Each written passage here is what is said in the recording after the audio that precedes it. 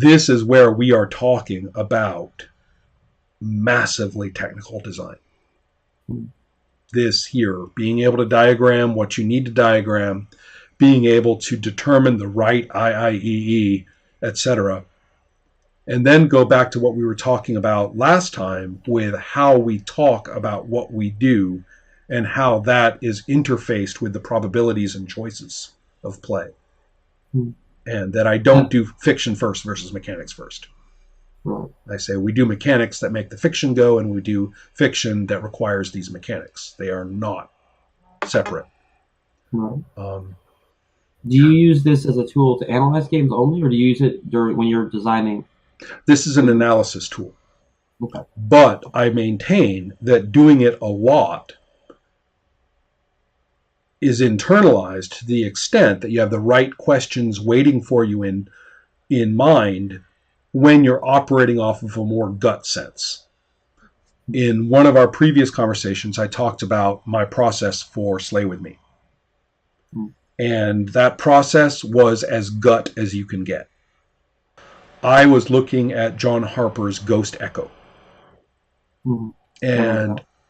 And I said, that's really interesting. I like this kind of diagrammatic way of writing that he's got with these leet slashes and stuff like that. You know, when you have a choice, he just puts the two choices and puts a slash and doesn't even have a verb in there. And they're like, it's kind of cool. And so kind of edgy. So I was kind of looking at that and saying, I sort of like the logic of it and the brevity. And I was thinking, for no good reason on this earth, I was thinking about building a little tower of dice upon rolling them. And that somehow in there'd be a mechanic when the other person playing goes, oh, pish posh, and topples your dice tower. Right. And I was, who knows where that shit comes from, Justin. Right. But this is the thing. I mean, I was thinking about the dice towery thing at the same time as I was looking at Ghost Echo and kind of liking the presentation and went, And then, I don't know why, the third corner comes in with me wanting to go 2-player phantasmagoric sex, violence, driving adventure. Right. Don't know exactly why. Maybe it had to do with the people I was playing with at the time. Maybe it had to do with taking something that I enjoyed very much as a feature in some of our other games, and I decided to make it the one thing. It also had a lot to do with the fact that I had recently discovered with Sweet Agatha that a 2-player game was not silly. And Tim Kopang and I were both skeptics. Both of us were like down on 2-play, the 2Z play. We've said that's a terrible idea. Must be a terrible idea. Well, let's see. So we played Sweet Agatha, and then we ran around the room waving our hands in the air and saying, think about what we could do. And I ran off and wrote Slay With Me, and he ran off and wrote Mars Colony. So the issue here is that you have a lot going on at any given moment of game design. And sometimes the aesthetics and the mechanics are more synergistic of the historical moment. They're contingent upon what was going on than they are some kind of bloodless notion of, and for this game, I need this. And so who can tell the difference? And perhaps the cognitive processing, which pulls them together in your head, that you don't feel. What you feel is, oh, that fits. The universe has spoken to me. That's what you feel. But who knows how much cognitive processing of all the different options was actually clicking around back there, and certain things being rejected that you yourself have not verbalized. So that's kind of an important point, is that all these levels of analysis that I have talked with you about so far are content. But how you personally experience them as what you want to do is not to be governed by a checkbook or a manual. And so what I'm trying to do is make sure that the necessaries are all in there, and you're now aware that I and E can be parsed mechanically in a wide variety of ways.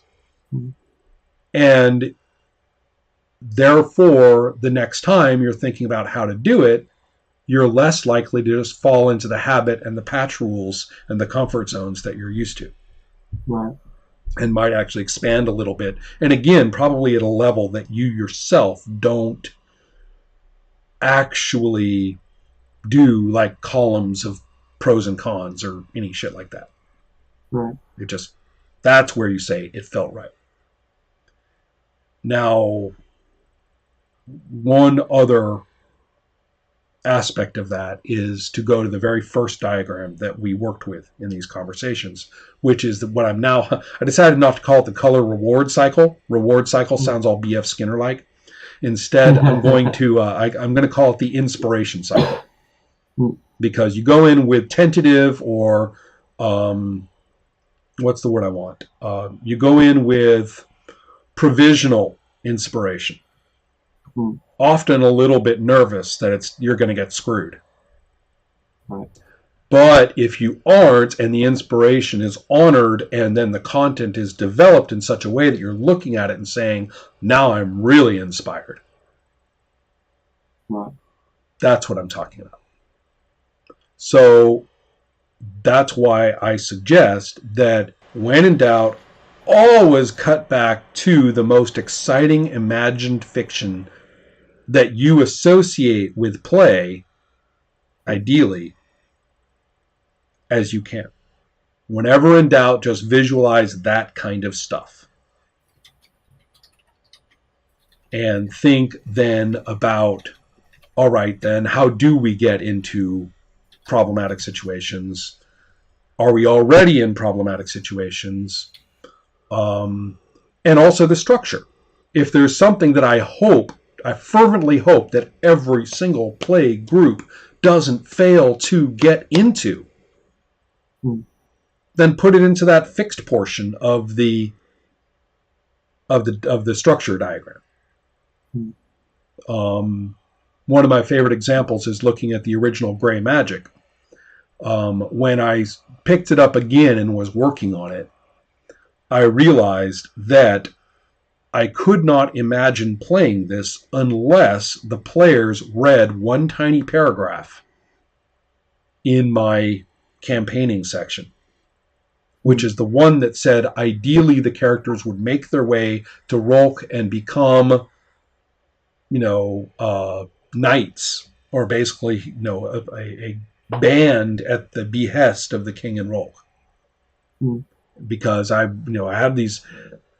had your classic thing. You picked where your character was from, you got your attributes, you picked traits, and you built your character from all these things. So we had all these floaty characters with different social backgrounds and stuff, and no idea what the fuck they were supposed to be doing with each other ever.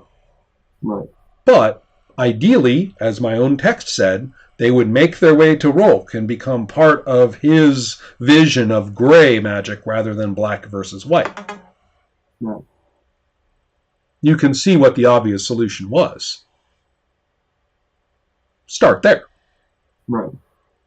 Never mind this, I hope they make their way to do this, because only then will the game flower into my vision of it. What the hell am I thinking? Who's going to make that happen in every single play table? Pixies?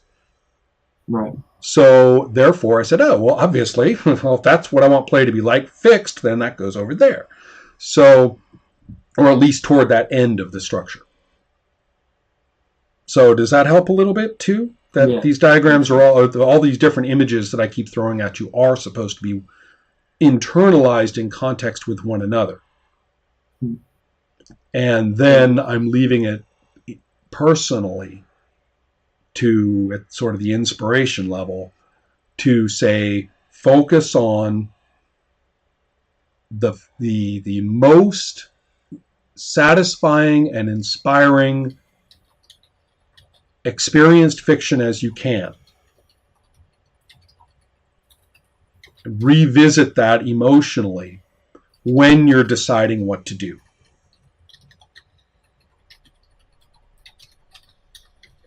I mean, do you want characters grieving over fallen comrades or not? Right. for example. Do you want moments of terror and possible betrayal due to conflicting interests or not? Do you want ascension to social and metaphysical status as a piece of what characters do or not? Hmm. So just thinking about all these different games in which the most inspiring and satisfying fiction occurs, of which the game is tuned to have. And of course, I'm not saying put everything you want to happen into the fixed column. I'm saying the things that you know have to be the case in order for that kind of stuff to happen should go into the fixed column. Gotcha. Yeah. So, would your suggestion be to, over the course of the week, watch these seminars and then do a bunch of system diagrams? I think that's a really good choice. If you, I mean, and if you find yourself unable to do so, then you say, okay, then that's where my questions are now. In many ways, with all these concepts at hand, some of these you've run into and said, oh, well, that's easy for kinfolk. I got that taped. Mm-hmm. And then in other ones, you've run into them and said, oh, wow, I haven't considered that at all. What are my options for that? Because if I don't know, I suddenly realize that I need to have that, I need to account for that in there. How badly is a character hurt? How much? What exactly? I mean, the big one, a big one for you is clearly what does the intensification of the curse actually mean for options of play? Another way to look at it is this something that I look forward to as a player, potentially? I should certainly look forward to having it sort of happen, right? It's like humanity lost in Sorcerer. Without a little bit of it, well, what's the point? No. So, but it isn't like Sorcerer with a serious reason not to go to the bottom. Is it possible to want to, that's my point. What does it mean for your curse to increase in kinfolk? Right. Is it kind of fun for all of us to have gone half monstrous, but now we're much more effective against the colonial industrialists? Right. From the point of view of C.S. Lewis as an eco-anarchist, I think it kind of is. Right.